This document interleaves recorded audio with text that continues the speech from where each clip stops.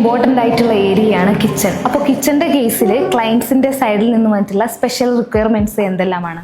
ഓരോ കിച്ചണും യുണീക്കാണെന്ന് ഞാൻ പറയുള്ളൂ. ആ ഒരു കിച്ചൺ യൂസ് ചെയ്യുന്ന ആളുകൾ ആരാണോ അവർക്ക് വേണ്ടി കസ്റ്റം ഡിസൈൻ ചെയ്യാണ് ചെയ്യുക. അപ്പം ആ വീട്ടിലെ ആളുകൾ അവരുടെ കുക്കിംഗ് സ്റ്റൈൽ, ആ ഈറ്റിംഗ് സ്റ്റൈൽ, അവരുടെ വീട് മെയിൻറ്റെയിൻ ചെയ്യുന്ന സ്റ്റൈൽ, അതൊക്കെ അനുസരിച്ച് ഓരോ വീടിൻ്റെയും കിച്ചണിൻ്റെ സൈസ് അല്ലെങ്കിൽ അതിൽ യൂസ് ചെയ്യുന്ന അപ്ലയൻസസ്, ആക്സസറീസ് എല്ലാം ഡിഫറെൻ്റ് ആയിരിക്കും. So if you ask me about like special requirement, എനിക്ക് ഓർമ്മ വരുന്നത് നമ്മുടെ ഒരു client doctor കപ്പിളാണ്.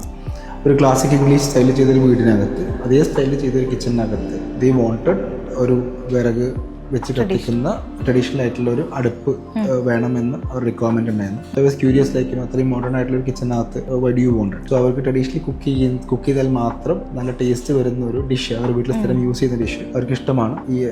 They were not ready to compromise on that. Even I didn't want them to compromise on that. So അതുകൊണ്ട് ആ ഒരു വീടിനകത്ത് ആ ഒരു ഫെസിലിറ്റിയും കൂടി അതിൻ്റെ ചെറിയൊരു എക്സ്റ്റെൻഡഡ് ഏരിയ കൊടുത്തിട്ട് അതിനകത്ത് നമ്മൾ കൊടുത്തിട്ടുണ്ട്.